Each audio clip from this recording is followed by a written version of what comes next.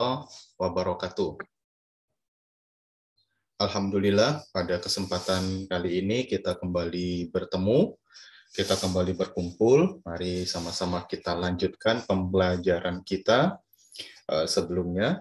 Sebelumnya kita sudah membahas tentang apa itu ide usaha, begitu ya. Dan saya juga sudah memberikan assignment penugasan kepada Anda untuk mengembangkan hal tersebut lebih lanjut. Nah, hari ini adalah kelanjutan dari pembahasan sebelumnya. Kalau kemarin pada pertemuan sebelumnya kita hanya membahas tentang satu tataran yang masih bersifat buah pemikiran. Nah, sekarang coba mulai kita terjemahkan implikasi implementasinya, maksudnya begitu ya. Nah, kali ini mari kita awali dengan yang namanya product plan. Ya, tentu kita sudah sama-sama tahu. Maksudnya ini adalah perencanaan suatu produk, begitu ya. Ide kalau tidak kita teruskan, tidak kita terjemahkan dalam suatu bentuk rumusan apa yang menjadi hasilannya, apa yang menjadi produknya, ya tentunya ide itu tidak akan bermanfaat. Nah, dalam kesempatan kali ini saya ingin mengajak kita semua, kita pahami dulu. Ya. Secara prinsip, apa yang menjadi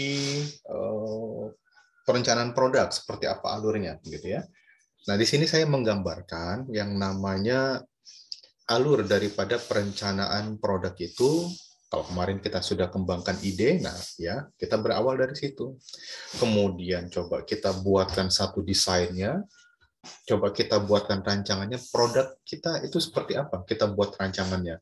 Mungkin bagi Anda yang memiliki ide usaha kuliner, saya ambil contoh demikian, mulai kita rancang apa nih suatu produk kulinernya, seperti apa nanti resepnya, nah kemudian kira-kira nanti untuk pemrosesannya seperti apa, begitu ya. Nah, kita buat dulu rancangannya. Setelah itu, nah coba kita lakukan. Ya, lakukan di sini mulai dari kita uji coba produk itu, dari rancangannya coba kita lakukan uji coba. Nah, uji coba ini bisa jadi sifatnya panjang ya, banyak try and error-nya. Kita coba, masih terjadi kesalahan, ya kita ulang, kita coba lagi, kita ulang lagi sampai betul-betul kita dapatkan formulasi yang tepat. Apakah itu dari, kalau kita masih contohkan ke kuliner tadi, apakah itu dari resepnya, proses pengolahannya, sampai kepada proses packingnya dan bagaimana nanti mengadvertise ataupun menyajikannya ataupun mendelivernya, seperti itu. Untuk yang bukan produk ya hampir sama demikian. Sampai betul-betul kita dapat formulanya, sampai betul-betul kita dapat konsepnya secara utuh itu seperti apa. Oke, nah kemudian bentuk output hasilnya itu yang benar-benar fit dan final itu seperti apa, gitu ya. Nah baru kemudian, nah di sini kita akan kembangkan. Kenapa di sini perlu dikembangkan? Ketika suatu produk itu, meskipun formulanya kita anggap sudah tepat, takarannya sudah tepat, desainnya kita menurut kita sudah sempurna, ketika kita exposure, ketika kita tawarkan ke pasar, tentu akan mempunyai banyak respon. Nah, semakin banyak respon, nah tentunya ini menjadi suatu keuntungan buat kita. Untuk apa? Disinilah kesempatan kita untuk melakukan apa? Melakukan pengembangan. Pengembangannya boleh jadi itu sifatnya itu penyempurnaan. Misalkan, nah, kembali ke kuliner tadi, katakan kuliner kita ini dengan dominan rasa manis. Makin banyak yang namanya respon dari pasar, ya mungkin ya itu tadi yang saya katakan, kita makin banyak diuntungkan. Nah, misalkan menurut kita takarannya, resepnya, cita rasanya sudah baik, ternyata pasar itu merespon itu, pasar mengharapkan dengan kualitas rasa yang lebih manis. Nah, di sini kesempatan kita untuk memperbaiki. Atau mungkin pasar itu merespon dengan dari sisi yang berbeda. Pasar itu merespon, bahkan itu mengharapkan ada diversifikasi, ada pengembangan, ada berbagai jenis, ada berbagai varian. Nah, lagi-lagi kita diuntungkan untuk mendorong kita melakukan pengembangan itu. Sampai nanti kita mendapatkan betul-betul segmen pasar kita itu tepatnya di mana. Nah, mungkin kalau nanti pada akhirnya kita menciptakan lebih dari satu varian dengan diversifikasi tadi itu, nah, kita akan makin kelihatan ternyata untuk varian ini cocok untuk klaster komunitas atau segmen pasar yang seperti ini contohnya, misalkan seperti itu ya. Nanti kita akan bahas lebih lanjut seperti apa. Nah, kemudian saudara, apa cukup dengan yang namanya perencanaan saja? Oke. Nah, saya coba mau memperkenalkan kepada kita yang ada di sini. Nah, di sini ada yang namanya hierarki daripada product exposure. Nah, maksudnya di sini adalah hierarki. Produk ini kita exposure, kita tawarkan, kita lempar ke pasar, dengan harapan itu ada respon positif dan nanti itu akan terjadi yang namanya itu transaksi, ya mungkin itu berulang. Nah, disitulah terjadi faktor kali, ya sampai seterusnya proses bisnis itu berlanjut. Tapi saudara, kita lihat dulu. Tadi saya katakan tidak cukup hanya dengan merencanakan saja. Kita butuh yang namanya create, kreasi begitu ya. Kemudian kita juga perlu penataan ulang. Dan kita perlu pengelolaan ulang ya. Kenapa kalau kita hanya merencanakan saja, kita nanti akan abai dengan yang namanya kreasi. Kita akan miskin kreasi. Ini yang tidak bagus dalam suatu usaha. Dan kemudian kita juga buta dengan yang namanya penataan. Ini pun tidak bagus untuk yang namanya usaha. Kemudian kita pun, kalau boleh dikatakan, minim literasi kita dalam pengelolaan. Ini sangat tidak bagus juga bagi suatu usaha. Nah, kemudian saudara, dalam kaitannya kita merencanakan suatu produk, nah kita lihat dulu. Di sini saya membuat atau memperkenalkan suatu istilah itu ada 3C ya, 3C. Dalam apa? Dalam kita merencanakan produk dan nanti ini akan kita kaitkan dengan strategi kita bagaimana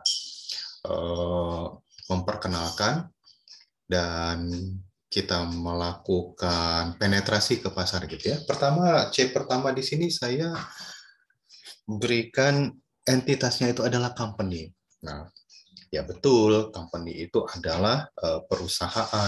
Tapi dalam hal ini, kita nggak usah gampang menerjemahkan kata perusahaan. Begini ya, secara internal, kita sebagai penyedia jasa, bukan penyedia jasa, penyedia produk ya. Nah, apapun produknya. Nah, meskipun, maaf saya katakan, produk kita itu katakanlah hanya cemilan, hanya kue jajanan, skala rumahan. Tapi itulah yang menjadi suatu hasilan kita dan itu yang akan kita serve, itu yang akan kita tampilkan, itu yang akan kita deliver. Ya. Jangan anggap remeh yang demikian. Artinya apa? Ketika kita menyediakan suatu produk, menghasilkan suatu produk, kita harus mampu menguraikan karakteristiknya ini apa, ya. Secara mendasar karakteristik produk kita ini apa, ya. Nah, kemudian apa yang menjadi faktor-faktor penentu dalam pembentukan produk? Nah, ini kita kaitkan dengan yang namanya 5 faktor produksi. Apa itu? Di sini ada yang namanya material, terkait dengan yang namanya bahan-bahan, baik itu bahan pokok, bahan utama, bahan pendukung, ataupun bahan lainnya gitu ya.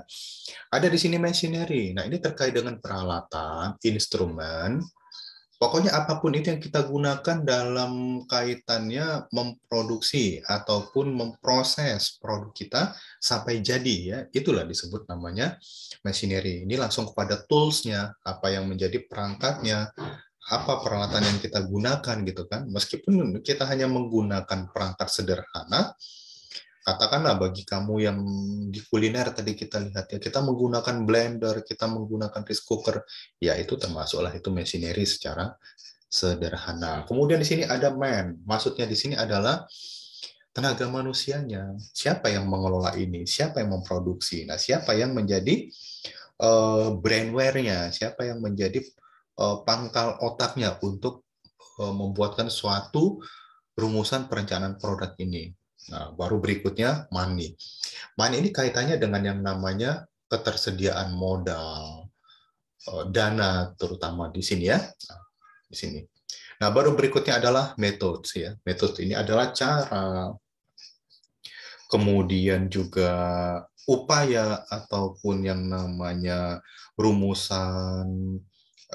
Tadi sih kita sudah bilang yang namanya desain gitu ya, rumusan desain. Apapun itu secara kontekstual itu yang sekiranya ini mampu kita deliver dari ide secara tertulis, kemudian itu nanti menjadi satu hal yang kita bakukan secara terus-menerus, kita jadikan pedoman, itulah yang namanya metode gitu ya. Nah, kalau Anda masih sulit menerjemahkan yang namanya metode ini begini, beberapa hari yang lalu kita mengadakan yang namanya pekan inkubasi bisnis bagi UMKM di tingkat perguruan tinggi. Yang menarik adalah itu ada anak muda, mahasiswa, yang dia mengolah suatu bahan pokok dari sayuran, sebutlah namanya bayam gitu ya. Nah, bayam ini dia olah menjadi suatu cemilan, jadilah dia sebut namanya stik bayam gitu ya. Nah, stik bayam. Nah, menariknya ketika kita interview, kita bawa dalam suatu talk show begitu ya, kita tanya, kenapa terpikir bayam ini yang diolah menjadi cemilan, menjadi stik? Nah, simpel saja jawabannya. Ya memang masuk akal selama ini yang namanya bayam, sayur bayam, paling bentuk pengolahannya itu, bentuk penyajiannya kalau itu tidak direbus, dijadikan sayur rebus yang berkuah ya, kita sebut namanya sayur bening, diolah hanya untuk menjadi sayur juga dengan sedikit santan begitu ya. Nah, hanya dua metode ini saja. Nah, tapi dengan adanya ide yang berkelanjutan, kemudian ada metode pengolahannya, jadilah stik bayam. Nah, maksudnya seperti itu, ya, seperti itu. Nah, ada juga kemarin kita interview melalui talk show juga, anak muda yang mengusahakan mie ayam gitu ya, mie ayam, tapi bukan sekedar mie ayam gitu. Nah, ketika kita tanya apa yang melandasi sehingga tercetus ide usaha mie ayam, ya beliau mengatakan kalau hanya sekedar mie ayam, satu langkah keluar dari rumah sudah ada mie ayam, melangkah lagi ada lagi mie ayam, melangkah lagi ada mie ayam. Tapi di sini bagaimana yang namanya cita rasa dan gaya penyajian itu yang membedakan dari mie ayam lainnya. Ini luar biasa. Nah, seperti itu uraiannya. Kita menganalisis diri kita sendiri, mengevaluasi diri kita sendiri dalam kaitannya kita akan memproduksi apa yang mau kita hasilkan, gitu ya. Beranjak nanti semakin besar usaha kita, barulah nanti kita bercerita company, kita evaluasi dan kita analisis untuk skala korporasi. Itu berkembang. Tapi kalau untuk sekarang dari kita pribadi dulu ya. Nah, berikutnya di sini saya sampaikan customer. Maksudnya di sini apa yang kita rencanakan untuk kita hasilkan, produk yang kita rencanakan. Pertanyaan sederhana, siapa yang akan menjadi pelanggan kita? Siapa yang akan menjadi pengguna kita? Oke, boleh-boleh saja misalkan kita membuat suatu produk, produknya itu garment. Oke, garment ya. Nah, beberapa waktu lalu ini sempat ngetren satu pola busana terutama untuk kaum wanita gitu ya, dengan gaya busana yang kita sebut namanya tank top. Nah, begitu kan? Nah, pertanyaannya, tank top ini cocok nggak kalau itu digunakan oleh wanita, tapi yang usianya itu sudah di atas 50 tahun? Atau tank top ini digunakan untuk wanita, tapi usianya itu di bawah 10 tahun. Kira-kira pantas tidak? Cocok tidak? Nah, kurang lebih seperti itu ya. Kurang lebih seperti itu. Oke. Nah, banyak hal lain yang dapat kita terjemahkan kaitannya siapa yang akan menjadi pengguna produk kita, siapa yang akan menjadi konsumen kita gitu ya. Nah, berikutnya kompetitor. Yang harus kita pahami, apapun itu usaha kita, apapun itu produk kita, Kita pastikan kita tidak sendiri. Ya. Boleh jadi saat ini kita pelopor dalam memproduksi suatu produk. Tapi suatu saat nanti, ketika produk kita ini sudah mulai dikenal, sudah mulai disukai, dan sudah mulai mendominasi pasar, akan banyak pihak-pihak lain yang akan memproduksi semirip, sejenis dengan apa yang kita hasilkan, produk kita apa. Gitu. Oke. Di sini nanti ya, jika ada suatu sesi tersendiri, tapi bukan saat ini. Nanti kita akan bahas strategi marketing, strategi terutama ketika kita akan melakukan penetrasi pasar, ataupun kita mempertahankan pasar, atau pada saat bisnis kita, produk kita itu sudah mulai ditinggalkan oleh pelanggan, kita sudah mulai dijauhkan oleh pasar. Nanti ada sesi khusus kita membahas ini. Ya. Nah, intinya dari sesi tersebut, jika ada kesempatan kita membahas itu, saya ingin memperkenalkan dan saya ingin meyakinkan bahwasannya yang namanya kompetitor, pesaing, siapapun itu yang membuat ataupun merancang menghasilkan produk semirip, semisal, sejenis dengan kita, itu bukan musuh kita. Ya. Nah, nanti di situ ada sesi tersendiri. Di sini untuk yang namanya kaitannya dengan kompetitor tadi, nah di sini saya coba mau menyampaikan orientasi kita itu membentuk suatu posisi kompetitif ya di pasar, terutama dari produk kita akan kemana nanti arahnya? Apakah nanti kita mau jadi pemimpin pasar, market leader gitu ya? Nah, gambarannya begini, kalau kita lihat ada suatu produk namanya mie instan. Nggak apa-apa, kali ini kita sebut aja merek gitu ya. Mie instan. Apa yang melekat di benak Anda? Mie instan. Ketika saya tanya, mie instan apa itu? Umumnya pasti mengatakan mie instan Indomie, begitu kan? Ya nggak apa-apa gitu. Artinya apa? Indomie itu suatu merek yang diusahakan suatu perusahaan memproduksi mie instan dengan berbagai variasi, dengan berbagai eh, model begitu ya, dengan berbagai cita rasa ya. Tapi itulah hari ini kalau kita lihat di mana-mana, di tempat manapun gitu ya, di tempat manapun, pokoknya ketika di situ ada satu gerai, apalagi itu jika gerai itu berdampingan atau apa namanya di dalam satu klaster masyarakat gitu ya, warung-warung yang ada di dekat rumah kita misalkan, atau ada toko-toko yang tidak jauh dari tempat kita tinggal, ataupun di sekitar kita yang dimanapun saat ini kita berada gitu ya, apa kita perhatikan ketika masuk ke gerai itu, masuk ke toko itu, hampir semuanya menjual produk mie instan yang kita sebut tadi. Itulah namanya market leader, pemimpin pasar. Ada lagi yang namanya market challenger, penantang pasar. Nah, penantang pasar, ya maksudnya begini, kembali kita ke produk yang namanya mie instan. Oke, sekarang saya tanya, selain Indomie, apa yang melekat di benak Anda yang masuk dalam kelompok mie instan gitu ya? Kalau tadi Indomie, nah sekarang setelah Indomie apa? Kan begitu. Ada yang mengatakan mie sedap, oke baik. Nah, sekarang pertanyaannya begini, mie sedap dengan Indomie, mana yang paling dikenal oleh masyarakat? Indomie, begitu kan? Nah, mie sedap posisinya di mana? Berikutnya setelah Indomie.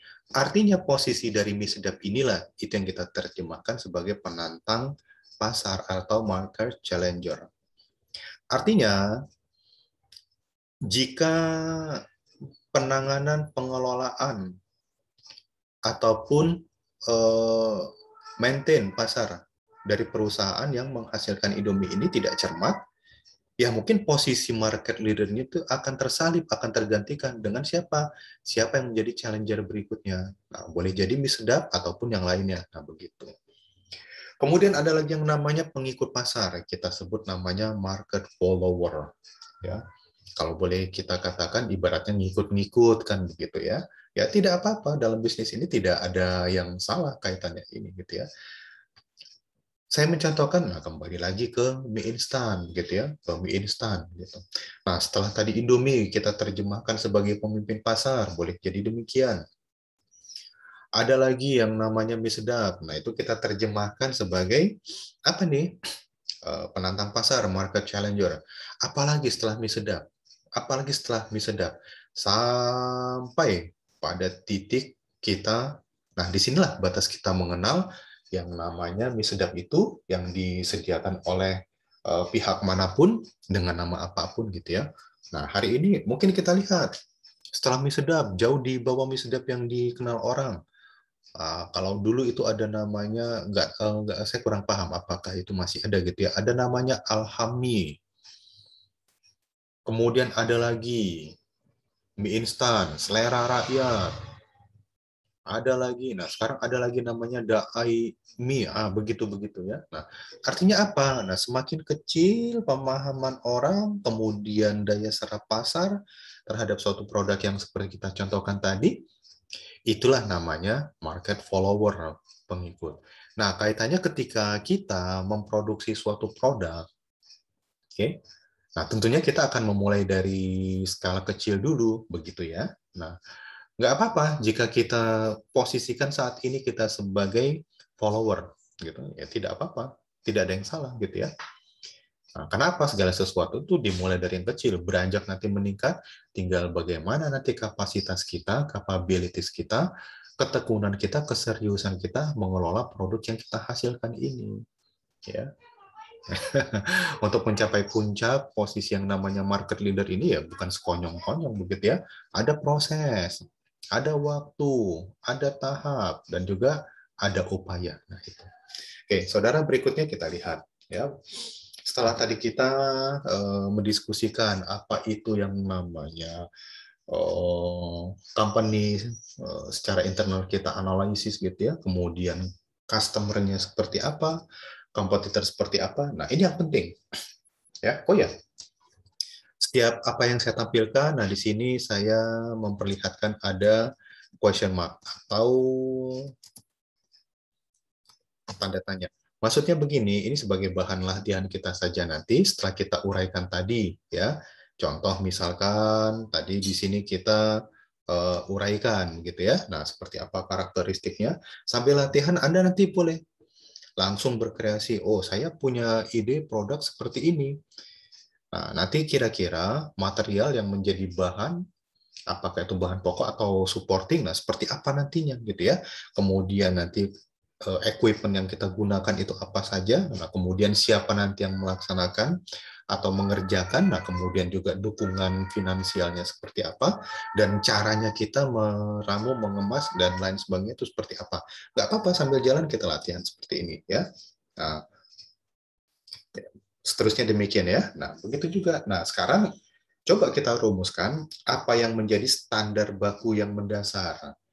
Setelah tadi kita sudah membuatkan rancangan, kita melakukan suatu uji coba sampai kita temukan betul-betul komposisi yang tepat, yang pas, kemudian juga, nah ini yang kita sebut standar bakunya.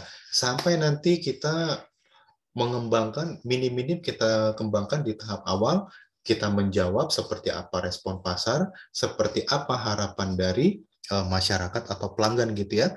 Nah, setelah itu sudah ketemu, kita buatkan standar bakunya, prototipe idealnya. Seperti ini konsepnya, seperti ini formulasinya, seperti ini metodenya, dan seperti ini harapan dan keinginan pasar.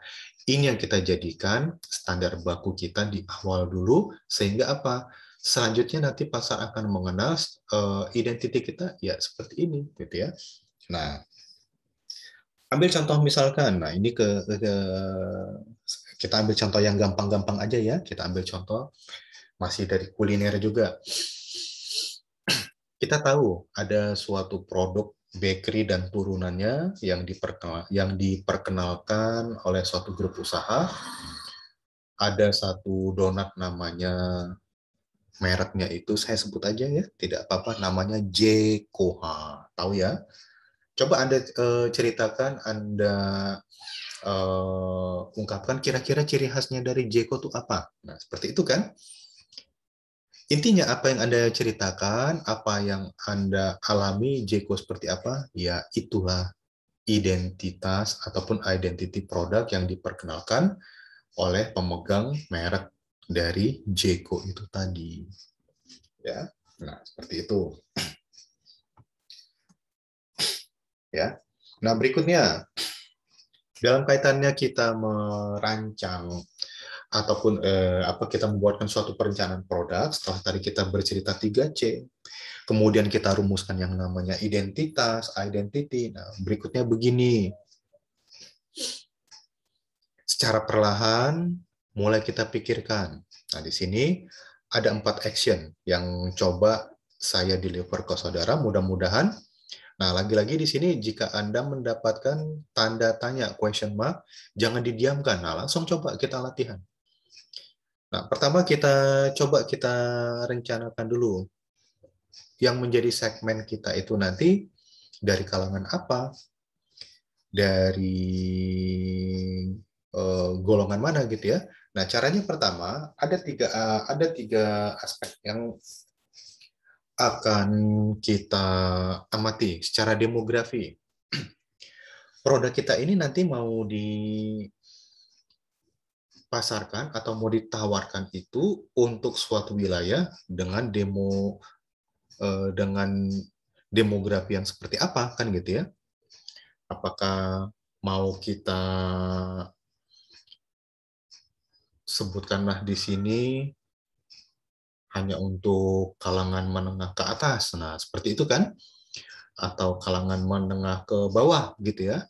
Nah, atau ini hanya kita tawarkan kepada kalangan masyarakat tertentu saja. Nah, silakan Anda pilih. Kemudian secara sosiografi, nah kita lihat nanti di sini, ini cocoknya mau kita tawarkan untuk, nah seperti tadi ya, busana yang saya sebut tadi tank top itu, ini cukup hanya untuk di kelompok atau range usia itu usia 15 tahun ke atas. 15 tahun ke atas apa ada batasnya? Ya. Usia 70 tahun, 80 tahun itu juga 15 tahun ke atas. Nah, seperti itu ya. Nah, batasnya itu seperti apa? Range-nya itu seperti apa? Gitu ya. Apakah ini produk misalkan hanya untuk kaum wanita saja? Nah, seperti itu.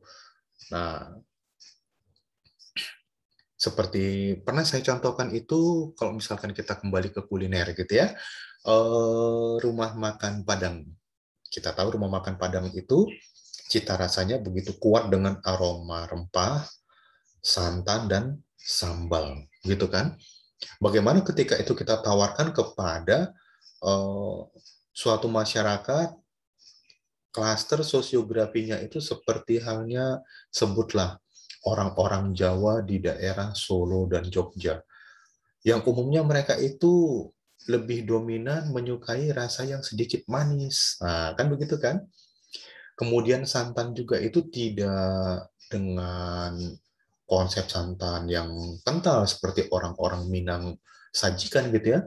Lebih santan itu lebih soft gitu ya, lebih tidak tidak strong ya, lebih soft. Nah, seperti itu. Nah, kemudian juga cita rasa pedasnya itu sedikit, levelnya itu sedikit berkurang. Nah, seperti itu. Apa yang namanya penyedia produk kuliner rumah makan Minang tetap bertahan dengan konsep bakunya ketika ada di Sumatera Barat, pedasnya itu dengan pedas yang strong, santannya strong, kemudian aroma rempahnya itu begitu kuat. Nah, sementara orang-orang yang ada di Surakarta, orang-orang yang ada di Yogyakarta, penduduk lokal setempat itu, orang tempatan di sana, bukan seperti itu cita rasa yang diinginkan. Nah, ini yang menjadi pemikiran kita di situ. Nah, berikutnya tadi demografi, sosiografi, maaf, ini adalah geografi gitu ya. Maaf. Geografi.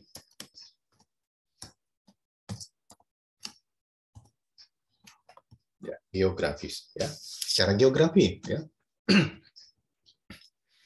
Kita ambil contoh misalkan untuk produk garment gitu ya, untuk produk garment. Kita lihat kawasan Bandung itu dari dulu itu terkenal dengan ragam busana yang dia hasilkan.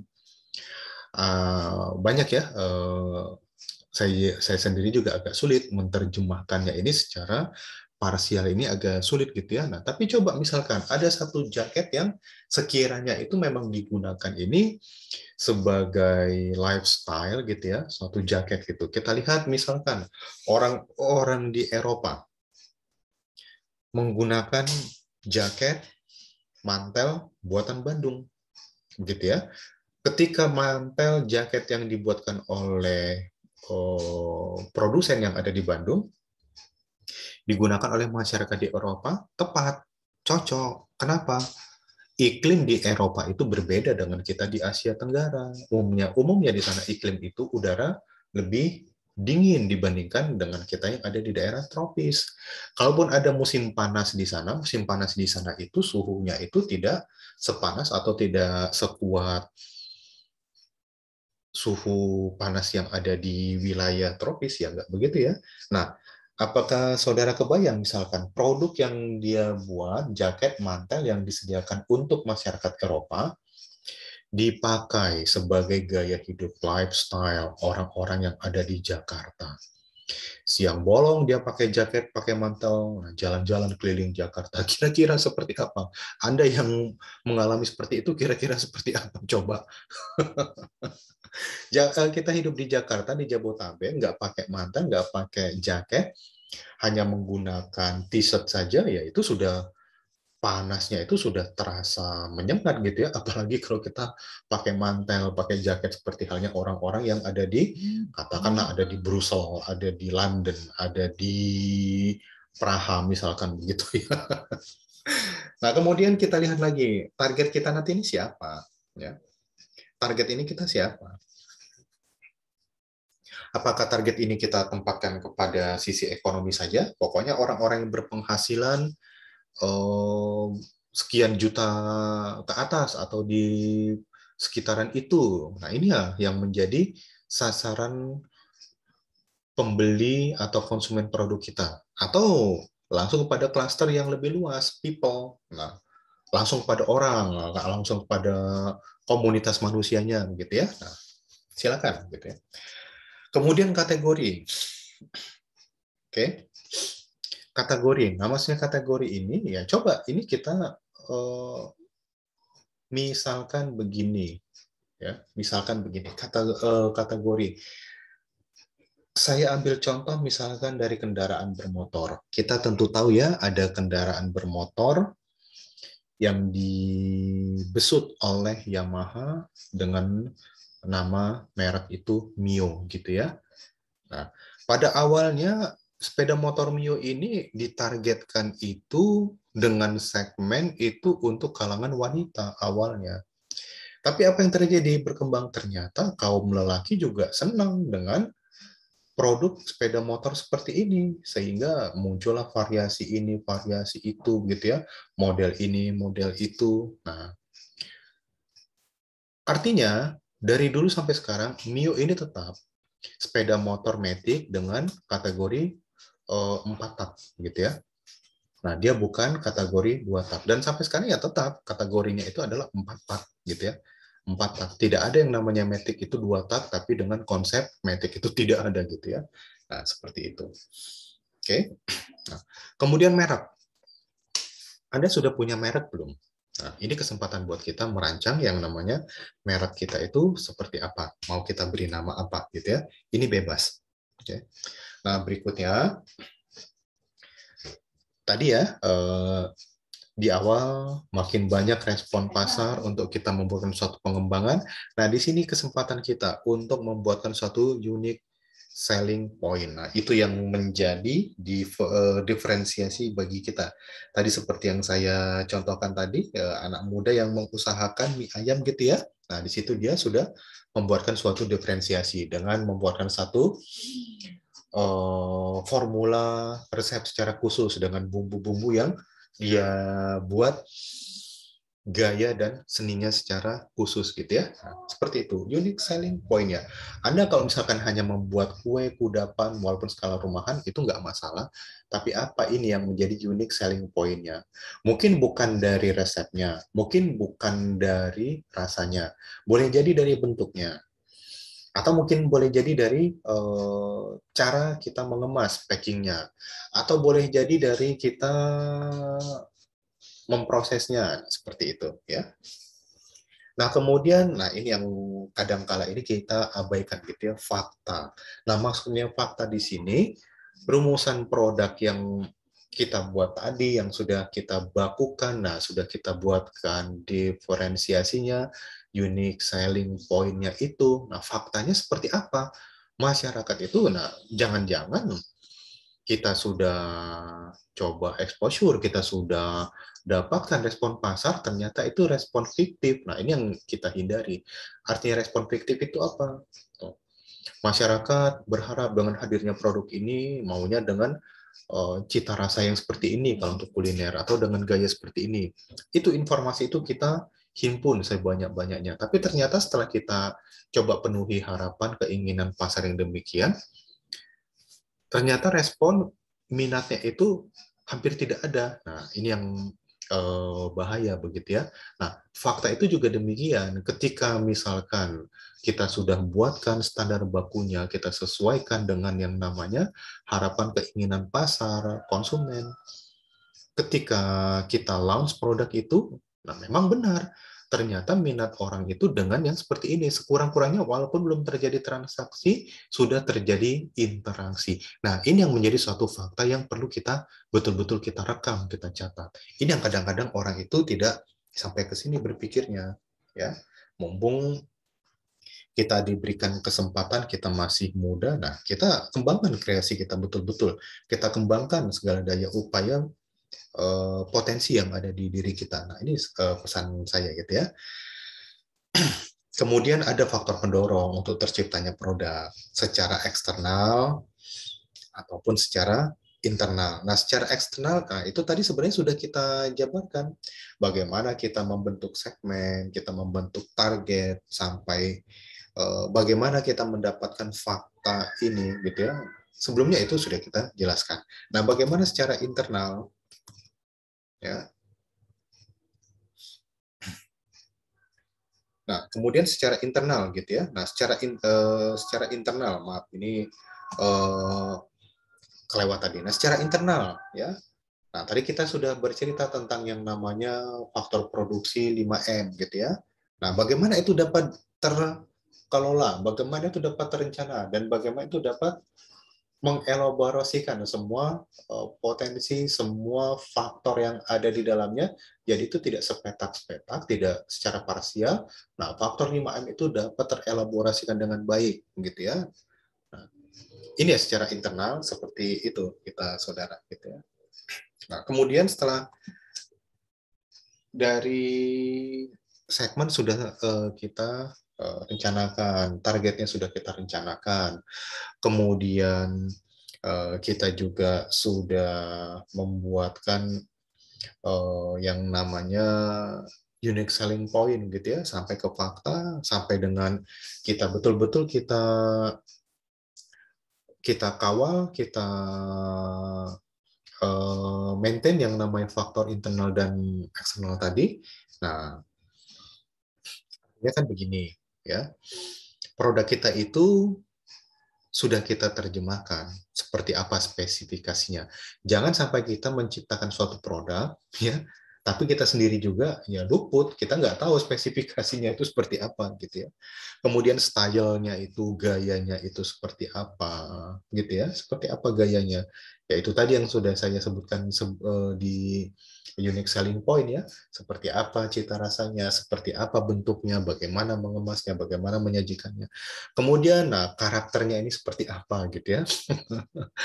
Karakter ini kadang-kadang kita, terutama ini untuk Anda yang produknya ini ke produk barang jadi misalkan, ataupun produk-produk konsumer lainnya gitu. Nah, misalkan begini saya lihat. Saya ambil contoh begini untuk menerjemahkan seperti apa spesifikasi, gaya, dan karakternya. Ya, kita tentu tahu produk ini namanya pensil begitu ya. Pertanyaannya kalau kita sengaja mencari benda ini ya, apakah itu kita beli secara batangan ataupun dalam suatu paketan gitu ya.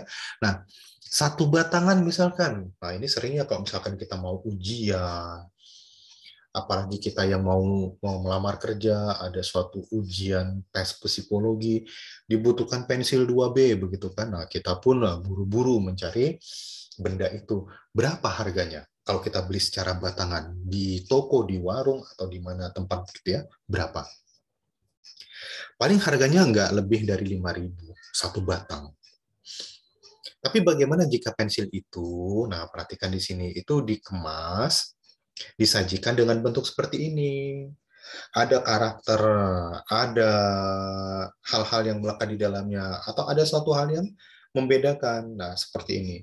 Pertanyaannya, jika pensil itu tadi sudah dilakukan ya kreasinya yang sederhana-sederhana saja seperti ini.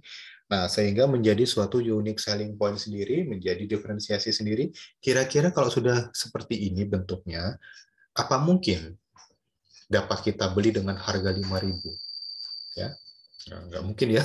Paling murah harganya sudah berapa? Sudah menjadi 15.000. Nah, seperti itu. Oke. Nah, berikutnya saudara, nah kita lihat. Kita tentu tahu benda ini ya, waktu saya masih kecil benda ini hanya dijadikan permainan. Tapi bagaimana misalnya jika benda ini dirubah menjadi benda seperti ini? Ya memang betul, ini membutuhkan suatu kreasi, membutuhkan suatu imajinasi, membutuhkan suatu teknik, suatu seni, tapi bukan itu. Kebayang nggak kalau misalkan dari benda seperti ini, kira-kira benda seperti ini kalau dijual satuan, ada yang mau beli. Dijual satu karungan, ada yang mau beli. Ya mungkin ada, tapi berapa harganya? Tapi ketika sudah diolah sedemikian rupa, unsur-unsur yang kita sebutkan tadi itu ya kita masukkan seperti ini. Kalau sudah jadi seperti ini, kira-kira harga jualnya satu unit ya silakan pilih. Saya contohkan di sini berapa kira-kira harganya. Minim-minim harganya itu 200.000 begitu ya. Kemudian, nah ini ya masih cerita benda seperti tadi. Coba kita berdaya gunakan. Dulu kita waktu sekolah pernah disuruh membuat suatu prakarya. Nggak usah jauh-jauh dari prakarya itu, coba konsep ataupun hasil prakarya, hasil karya kita, coba kita baguskan, kita rapikan, terserah kita mau belajar teknik merapikan itu dengan seperti apa polanya. Kalau sudah jadi seperti ini, kira-kira ini masih menjadi benda liar atau sudah menjadi benda berharga? Simple sebenarnya ya. Oke. Nah berikutnya, coba kalau kita lihat benda seperti ini, kira-kira ini apa bendanya? Ya, oke. Ada yang bilang minuman, ada yang bilang bahan makanan, ya boleh-boleh saja. Nah, sekarang masalahnya kalau udah jadi seperti ini, berapa harganya? Satu piece-nya. Nah, itu di kolom chat ada yang bilang harganya itu 200.000, 500.000 begitu ya. Nah, oke, baik. Kita tahu nggak ini benda ini aslinya apa? Coba kita lihat. Nah, bentuk lainnya seperti ini. Ini yang sedikit lebih umum gitu ya. Nah, kira-kira benda seperti ini dijual dengan harga berapa? Ya, kita lihat di kolom chat. Di kolom chat ini ada yang bilang harganya satunya 80.000, 75.000. Ada lagi yang bilang berapa tuh? 200.000. Ada lagi yang bilang, kita lihat lagi chatnya, mencapai 1 juta. Oke, boleh-boleh saja. Tapi kebayang nggak ini bendanya apa? Ternyata ini bendanya. Ini bendanya ya. Ya, bendanya ini kalau kita lihat, ya, ini sering kita temukan di di pasar ataupun di pusat perbelanjaan gitu ya. Harganya satu lembar ini paling harganya cuma berapa? Paling harganya secara umum gitu ya. Mulai dari 30.000 ada ya. Secara kalaupun lagi ada obral 50.000, 60.000 gitu ya. Nah, bayangkan kalau tadi benda ini sudah disulap menjadi benda seperti itu tadi. Hanya memainkan karakter. hanya memainkan style gitu ya, spesifikasi sama gitu ya. Nah, bayangkan. Berikutnya kita lihat, kita tentu tahu ini benda apa ini gitu ya. Nah, perhatikan benda ini. Ini yang banyak dijual di pinggir jalan, ya, atau dikemas dalam plastik secara sederhana. Kita lihat di warung-warung. Berapa coba harganya? Kalau kita sengaja melipir ke pinggir jalan, lihat ada pedagang asongan yang menjual seperti ini dalam satu gerobak dorong gitu ya. Kita beli 5.000. Nah, 5.000 kita dapatkan satu plastik, tapi lumayan banyak isinya. Tapi apa saudara kebayang kalau misalkan benda itu kita kemas seperti ini? Nah, sering ya lihat seperti ini. Berapa harganya? Kalau benda yang sudah dikemas seperti ini di minimarket misalkan, atau di toko-toko resmi misalkan. Satu bungkus harganya berapa? Harganya 8.000. Isinya berapa banyak? Nah, kalau kita bandingkan dengan kita beli dari pedagang asongan tadi yang 5.000, kalau sudah dikemas seperti ini, isinya paling hanya sepertiga, atau ya paling banyak setengahnya dari 5.000 rupiah yang kita beli dari pedagang asongan itu tadi. Kita kemas, hanya bermodalkan desain dan converting seperti itu ya. Nah, tapi harganya ya sudah di atas 5.000, 8.000, 10.000. Nah, kurang lebihnya seperti itu, saudara. Nah, sekarang kita lihat. Ayo, kita lihat dari benda yang saya tunjukkan di posisi sebelah kanan ini. Ini benda sederhana. Ini yang dijual di pinggir jalan. Dijual secara sembarangan, hanya jadi kudapan sederhana gitu kan. Kalau bentuknya seperti ini. Tapi kebayang nggak, hanya dengan bermodalkan kemasan, kardus, kita kemas secara rapi, ya mungkin kita berikan labeling. Nah, kalau udah seperti ini, apa mungkin? Kalau masih dijual secara asongan, ini satu piece-nya itu, satu lempengnya itu paling harganya cuma 1.000, 2.000. Lah, kalau sudah dikemas seperti ini, satu kotak isinya cuma, katakan isinya 10. Berapa? Harganya sudah di atas 30 ribuan. Ya. Ini maaf, saya contohkan ini sedikit, kalau boleh dikatakan nggak nyambung, tapi saya pernah mendapatkan produk seperti ini dikemas dengan pola seperti ini, harganya 30 ribuan, paling murah gitu ya. Nah, kita lihat seperti ini. Ini suatu konsep produk yang terlalu sederhana, yang seperti ini di sebelah kanan kita lihat. Ini yang sering kita temui di warung-warung yang dikemas dalam plastik sederhana gitu kan. Akan berbeda jika sudah dikemas dengan style seperti ini, dengan karakter seperti ini, akan beda sekali gitu ya. Nah, begitu juga di sini kita lihat. Kalau kita lihat dari abang-abang tukang gorengan yang didorong pakai gerobak, yang dibunyikan tek tek tek tek begitu ya. Nah, satu piece-nya harganya cuma 2.000 begitu ya. Nah, 5.000 kita kadang dikasih 4, dikasih 5 kadang-kadang gitu. Nah, tapi kalau sudah dikemas seperti ini, bentuknya sedikit lebih mengecil, hanya konsep mengolahnya yang sedikit dirubah, dikemas. Satu kemasan harganya ini sudah di atas 30.000 kadang-kadang begitu ya. Nah, akan beda sekali value-nya. Kemudian, mungkin kita sering membeli kudapan, bakso, mie ayam. Kebayang nggak kalau misalkan itu dikemas seperti ini? Oke. Nah, kadang kalau kita beli, kita bungkus, kuahnya itu dibungkus pakai plastik, diikat-ikat, mie-nya juga dibungkus pakai plastik, diikat-ikat gitu kan. Nah, coba kalau kita kemas seperti ini. Kalau bakso secara umum, mie ayam secara umum, kita beli, kita bungkus, bawa pulang, harganya 10.000. Tapi kalau sudah dikemas seperti ini, apa mungkin kita jual 10.000? Nah, gitu ya, saudara ya. Nah, kita lihat. Ini perkara sederhana. Sekarang lagi model, lagi ngetren seperti ini.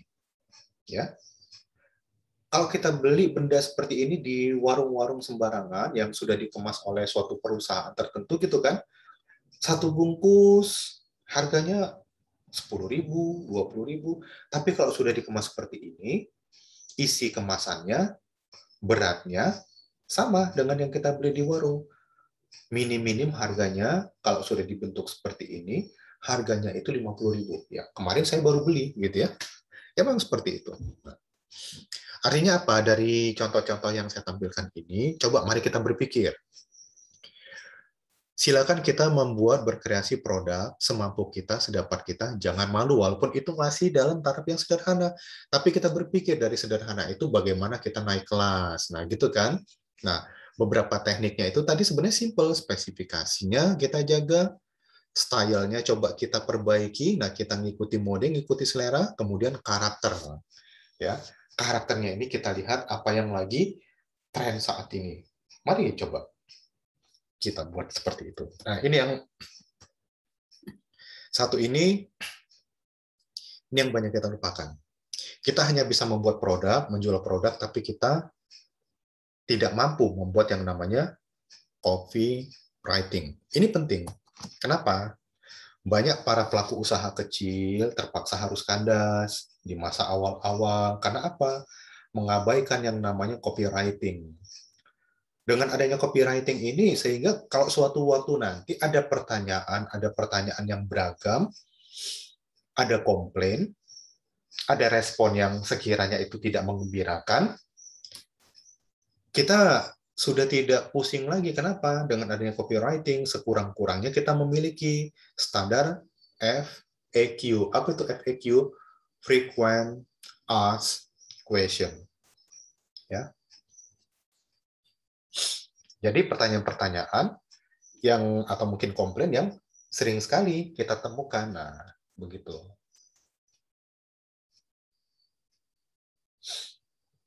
Ya. Nah, berikutnya. Nah, ini lewat nih ya. Nah, berikutnya. Oke, kita masih ada kesempatan. Mari kita buatkan, coba kita rancang logo dan label. Ya. Nah, logo dan label. Kenapa? Ini menjadi suatu bagian dari merek dan dari suatu identitas. Silakan. Anda berkreasi membuat seperti apa? Silakan. Ya, di sini tidak ada batas. Silakan. Jangan takut desain ataupun konsepnya itu jelek dikatakan orang. Jangan takut ya. Jangan takut. Ya. Oke. Nah, baru berikutnya itu nanti. Nah, ini yang penting, labeling gitu ya. Nah, coba kita uraikan informasi apa aja yang ada dalam satu kemasan produk kita itu, ada informasi apa saja. Oke, baik saudara, dari awal sampai akhir saya menyampaikan banyak hal ini. Ya. Gak usah terlalu lama, gak usah terlalu banyak kita membuat pembahasan-pembahasan. Nah, coba langsung saja dari apa yang saya sampaikan tadi dari awal. Nanti saudara coba buatkan rumusan profil dari produk gitu ya. Nah, kemudian mulai dari kita buatkan rumusan konsepnya tadi itu seperti apa gitu ya. Nah, mulai dari idenya seperti apa, desainnya seperti apa, langkah yang kita lakukan untuk membuatkan sampai tercipta prototipenya itu seperti apa. Baru berikutnya coba kita buatkan rumusan STP-nya tadi ya, segment targeting dan positioning-nya tadi itu gitu ya. Kemudian USP ya, unique selling point tadi seperti apa. Kemudian rencana mereknya itu seperti apa gitu ya. Kemudian internal dan eksternalnya tadi itu seperti apa mau kita awal gitu ya. Kemudian juga seperti apa copywriting-nya. Secara sederhana saja, secara sederhana. Oke, nah coba kita buatkan. Setelah itu, nah tadi kalau merek sudah ada, logo sudah ada, nah coba kita buatkan desain atau draft label kemasan. Nah, apa yang kita latihkan sekarang ini, yang menjadi bahan latihan, coba ini dikaitkan. Beberapa waktu lalu Anda sudah berkunjung ke beberapa instansi, baik itu ke Dinas UMKM, kota kabupaten setempat, atau mungkin ke instansi yang lain, atau juga mungkin ke Kamar Dagang Industri, begitu ya, atau juga mungkin ke BUMN, atau juga mungkin ke UMKM yang tersentral di suatu pemerintahan, kecamatan, ya seperti itu. Apa yang Anda temukan di sana, dengan apa rumusan ide di awal, nah coba dikembangkan seperti ini menjadi suatu rangkaian yang tidak terputus dan tidak lari. Masih inline, masih satu jalur gitu. Oke? Ya. Baik saudara, ini yang dapat saya sampaikan. Mudah-mudahan dan tentunya saya berharap apa yang saya sampaikan ini dapat dipahami, dapat dicermati, dan lebih lagi dapat kita amalkan dan dapat kita implementasikan demi kemajuan usaha, industri, demi kemajuan dan juga kemandirian ekonomi bangsa, dan demi kemajuan ilmu pengetahuan dan pendidikan. Oke, dari saya demikian, kurang lebih mohon maaf, semoga bermanfaat. Billahi taufiq wal hidayah. Assalamualaikum warahmatullahi wabarakatuh. Tetap semangat dan jangan putus berkarya.